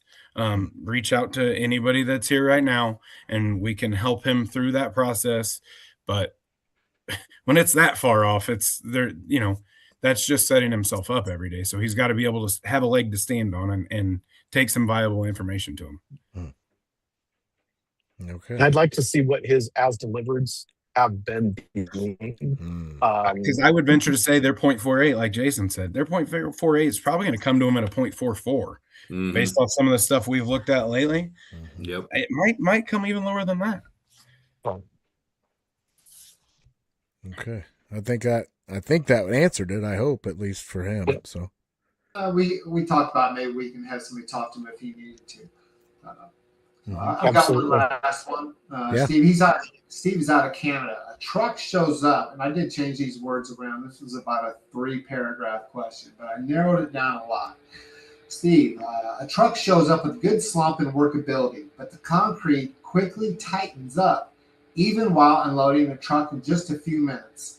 The concern is that the mix may be relying heavily on high-range water reducer to reach the expected slump. As that admixture loses effectiveness, the concrete can quickly become much stiffer than expected. Should people be testing the slump at the beginning of the load and again at the end of the same load? Is anyone seeing significant slump loss from the first concrete out of the hose to the last? And what would cause that? They can do some simple we can throw a dart at it, right? For every 8 ounces of water reducer, that's 1 inch in slump in your 4,000 psi mixes. So if you're showing up at a 3 and they're saying there's 24 ounces of water reducer in there, you probably have a 0 slump. When that material is not introduced correctly and at the right time, those water reducers, they can do things to your aggregates. They can start keeping them from absorbing water. So a lot of what he is probably seeing is the natural decomposition of the water reducer, and then it's opening everything up so everything's racing for the water all at once. Well, if there's not enough water in it, the race is over. It is over right then. Those water reducers are not designed to be being put in with the headwaters. But if they go in with the headwater, and that's the first thing that's hitting and that's going in there, it's making that aggregate not be able to soak up any moisture. You want to go into that, Zach? Yeah. So when you read a lot of those things, most of what are being used now are actually super plasticizers. They just have a dosage rate where it separates it from being a mid-range to a high range. So when they introduce that instead of water first, it coats those materials. It may soak into the pores of aggregates. There's probably just enough water to get the engine going on the hydration of the cement. So in the background, while this material is coating things, you have a workable cream because what little water is there is loosen the paste. It's a little more workable, yes. But as soon as it's gone, you have a cement particle that's now kind of got warmed up. And as soon as that stuff goes, it's either losing water to the aggregates now that they're freed up, or it's taken off because the hydration has already got a jump start. Slump loss, not just slump loss, but it could be done.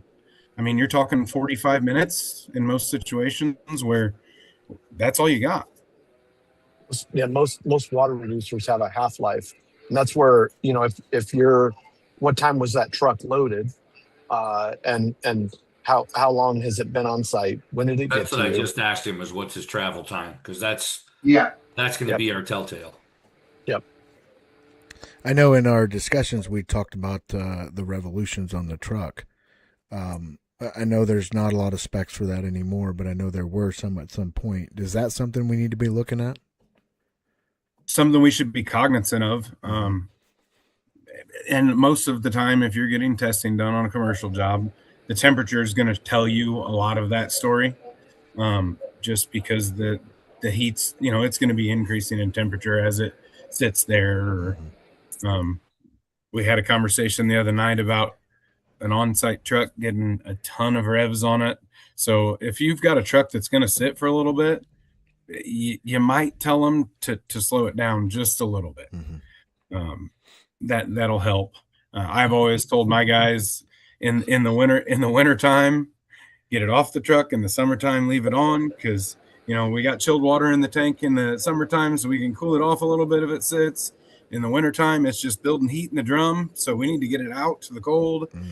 Just knowing your situation helps that quite a bit. Sure. So you said 40 minutes on the job, which is right near the half-life. Right. So the fuse was lit. Especially if it went in early. Yeah. Right. Especially if it went in early. He reworded his question though. So basically his actual question was being added on site as compared to at the plant. What kind of differences is he going to see? Oh, huge. Bring me a neat mix design that isn't overly dosed. We have a ready mix in town that does that. Oh, I love that. Because they have tanks on the side of their trucks. Yes, sir. Yep. And that would tell the dirty little secrets too. Because the math that we just said, he had a 1/2 inch water slump leaving the plant. 1 inch water slump leaving the plant. If you order a 4 and they bring it at a 1, you're going to have some questions. Well, that is the benefit. If you're doing a small enough project and the ready mix will work with you and do it, you can then verify that you have a 3 to 4 inch water slump before you add these admixtures on site. Now you're going to have 5 to 7 minute mix time at the moment you add it, right? You're going to have a delay before you can dump that Yep. truck. You need to Yep. make sure it gets dumped in there and revved out. But if you have a small enough project and you can do it, do it. Do it all day long. Yeah.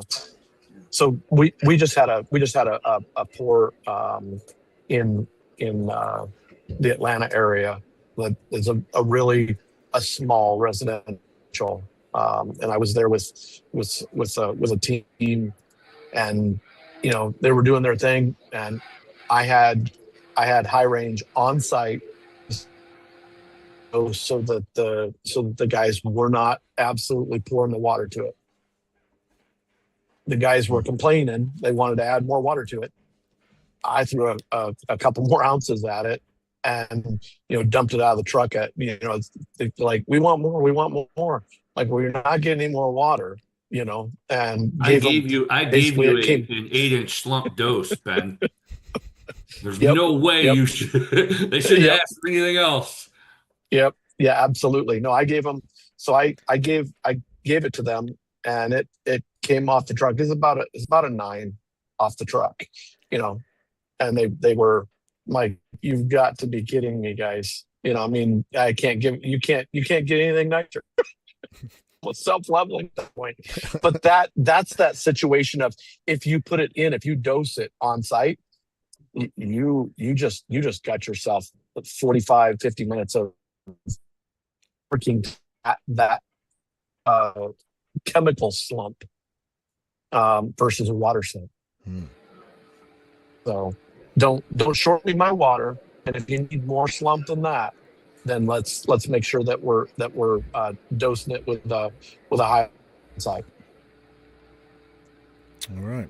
I think that answered that one. At least I hope so for him. He'll let us know if not. Yeah. Mike, was there any more questions from the? No, All right. Rocky, I'm good. I've got everything covered on mine. Okay. So we're actually, that actually works out good. We're right at almost 2 hours. So let's kind of recap, guys. So what are some of the most important takeaways from a commercial standpoint for exterior concrete work that some guys can take away from this? Obviously, the water content ratio, number one, right? Batch tickets. What else? What are some real basic takeaways from this? Your contractual obligations and what's going to be required of you, from performance, execution, and warranty. What you have to do to check all those boxes.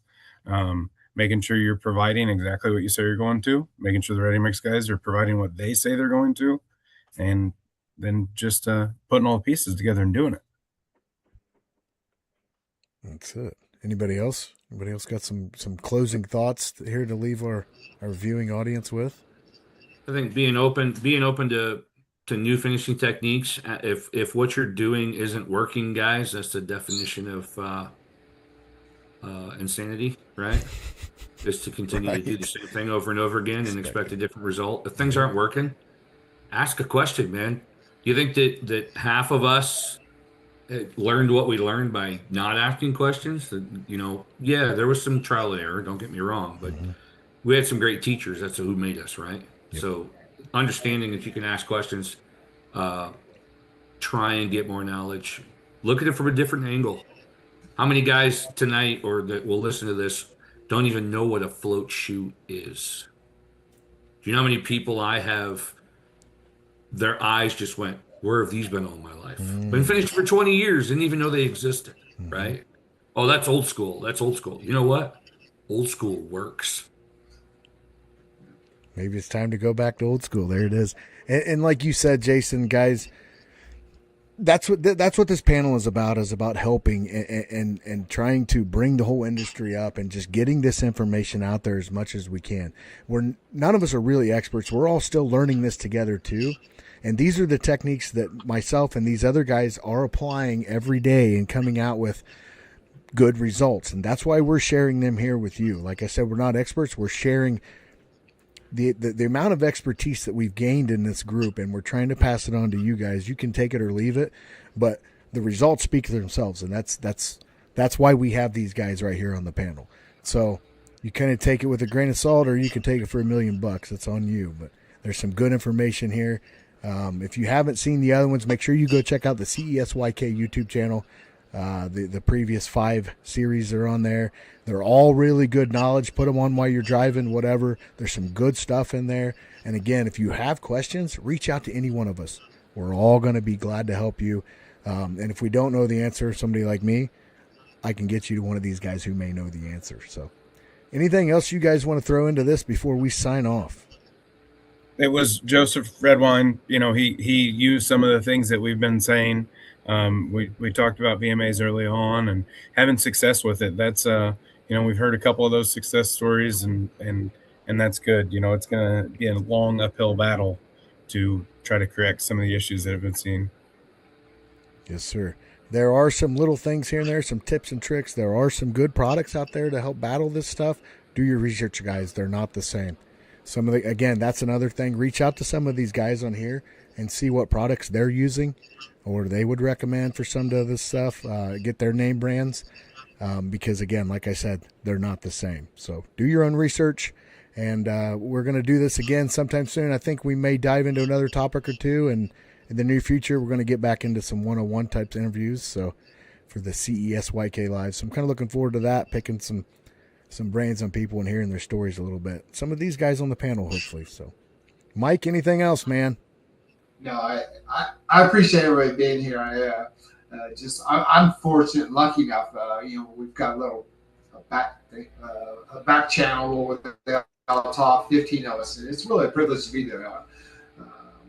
I've learned so much just listening to everybody. So I really appreciate it. Yes, sir. All right. Anybody else? All right, guys. We will catch you on the next one. Stay tuned, and Mike will roll out the carpet for us and get the advertisements out. So until then, see you on the next one. Thanks, guys. See you. Good night, guys.